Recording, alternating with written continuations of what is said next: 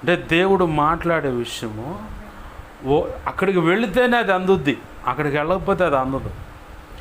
ఈడ ఇర్మియాతో కూడా దేవుడు చెప్తున్నాడు సంగతి వివరంగా చెప్పటానికి. ప్రభువు మనల్ని అనుకోకుండా అక్కడ తీసుకెళ్తాడు ఖచ్చితంగా. వద్దన్నా కాడికి పోయామంటే మాత్రం దుమ్ము తన్నులు పడతాయి. వెళ్ళమన్నా కాడికి వెళ్ళామా ఖచ్చితంగా ఇస్సాకుని ఎలా అయితే క్రమంగా వర్ధల చేశాడో అలాగా ఆధ్యాత్మికంగాను భౌతికంగాను అన్ని విధాల వర్ధల చేస్తాడు. ఆమేన్, హల్లెలూయా. కాదనుకొని పెడగా ముందుకు అడిగెళ్తే అంతనే క్రమక్రమంగా ఆరోగ్యం క్షీణించటము, ఆస్తి తరిగిపోవటము, ఆధ్యాత్మిక జీవితం తరిగిపోవటము. ఇక అట్లనే ఎయిర్టెల్ టవర్ కనుక సిగ్నల్ లేనప్పుడు పడిపోయినట్టు పడిపోతూ ఉంటుంది అన్ని పరిస్థితులు. నేను అది ప్రారంభంలో తెలుసుకొని ఆయనకి పెడగా అడుగులు వేయటం కంటే ఆయన చెప్పినట్టు అడుగులు వేసి ముందుకు వెళ్ళి ఆయన కృప పొందుకోవటం మేలని. చెప్పినప్పుడు ప్రతి పరిస్థితుల్లో ఆయన తోడుంటాడు మనకి. అక్కడ ఇరుకు ఎదురైనా సరే ఆ ఇరుకులో కూడా ఆయన ఉంటాడు. మనం ప్రశ్నించవచ్చు, ఏందయ్యా నన్ను ఇక్కడికి రమ్మన్నావు, ఇక్కడికి బొమ్మన్నావు, నేను చెప్తా. ఒట్టి చేతులతో సేవకు రమ్మన్నావు, ఉన్నది మొత్తం పక్కన పెట్టు, దానికి నేను కాపలా అన్నావు. ఎవడైనా దాని విషయంలో అడుగులు వేసి ఏదైనా చేద్దాం అనుకుంటే వాడికి పాడే కన్ఫామ్ అన్నావు.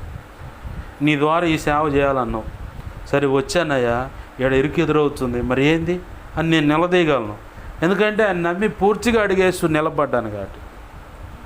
ఆయన చెప్పిన చోటకు వెళ్ళటానికి మనం పోయి అడిగేస్తే ప్రతి విషయంలో ఆయనే సంజాయిషి చెప్తాడు. మనం సంజాయిషి చెప్పాలి. మనం అడిగే ప్రతి ప్రశ్నకి, మనం ఉన్న ప్రతి సిచ్యువేషన్లో ఏంటి ప్రభు నన్ను ఇక్కడికి రమ్మన్నావుగా, నా స్థితి ఇలా ఉందంటే ఆయన సంజాయిషి చెప్తాడు. నేనే తీసుకొచ్చే ఈ పరిస్థితులు ఎలా ఉంటుంది అంటే సంజాయిషి అంటే సమాధానం ఆయనే చెబుతాడు మనం అడిగే ప్రశ్నకి. ప్రభు కృపను బట్టి అలా అడుగులు వేయటం వల్ల ఎంతో గొప్ప ఆశీర్వాదాన్ని మనం పొందుకోగలుగుతాం. మనం ఏం చేస్తామంటే అక్కడ దేవుడు నిర్ణయించిన శ్రేష్టమైన సంగతి, శ్రేష్టమైన పాఠం, శ్రేష్టమైన అనుభవం మనకు అందించాలనుకున్నది మనం అందుకోకుండా అదేదో ఏడే చెప్పు ప్రభు అని ఏడా కూర్చుంటాం. మనతో ఆయనకి అదే తలకాయ నొప్పి. ఇర్మియా మాత్రం ఆ పని చేయాల, చెప్పంగానే అడగపోయాడు.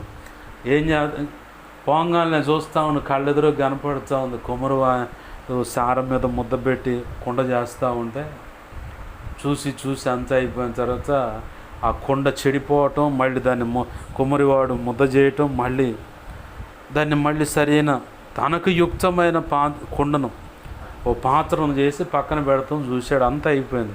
అప్పుడు దేవుని స్వరం వినపడుతుంది. అప్పుడు దేవుని స్వరము ఇర్మియాకి వినపడుతుంది.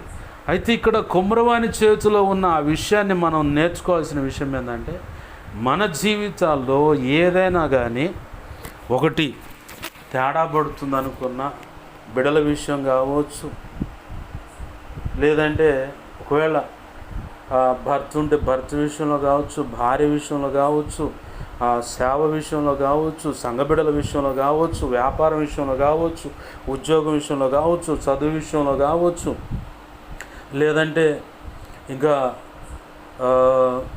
చేతుల కష్టార్జితం కావచ్చు, ఆరోగ్యం విషయంలో కావచ్చు, గర్భఫలం విషయంలో కావచ్చు, లేదంటే ప్రాణాంతకమైన వ్యాధి విషయంలో కావచ్చు.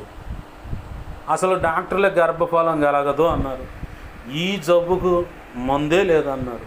అయినా సరే ఆయనకు అసాధ్యమైనది ఏదీ లేదని నిలకడగా మనం నిలబడుతున్నాం. ఇప్పుడు ఇర్మియా భక్తుడు చూస్తున్న సందర్భం ఏంటంటే ప్రభు అనుకున్న, అంటే కుమ్మరివాడు అనుకున్న కాడ త్రియేక దేవుడిని ఆడ పెట్టుకొని ఇప్పుడు ఆయన చేతిలో ఆ సార అంటే ఆధ్యాత్మిక జీవితం కావచ్చు, లేదా భౌతికమైన జీవిత యాత్ర కావచ్చు. అది ఒక కోణం.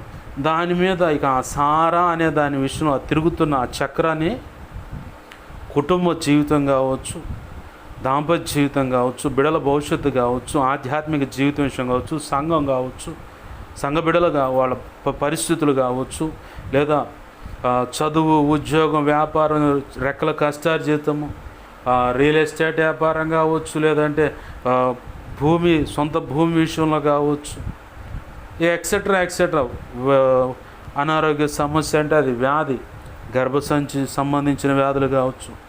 కొంతమందికి గర్భసంచిలో క్యాన్సర్ వ్యాధి ఉంటుంది.